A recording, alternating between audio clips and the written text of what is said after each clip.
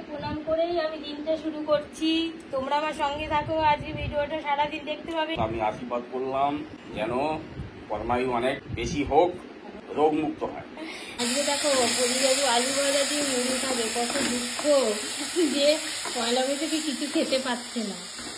আজকে আমার ওয়াইফের পুরো ছুটি, পয়লা বৈশাখের সমস্ত মেনু আমি নিজে বানাবো। পয়লা বৈশাখে আলু ভাজা দিয়ে মুড়ি দিয়ে খাবে। পয়লা বৈশাখে দেখো নতুন চাদর পাচ্ছে প্রদীপবাবু।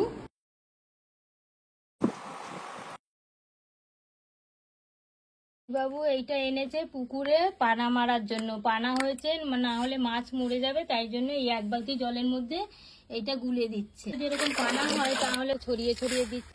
এগুলো 3 দিনের মধ্যেই মারা যাবে, কিন্তু বৃষ্টি হলে এগুলো মরবে না, রোদ থাকতে থাকতে এগুলো দিতে হবে।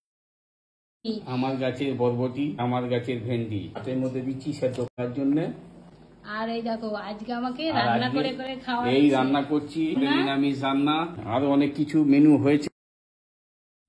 ফজিবাবু এখানে খেতে বসে গেছে।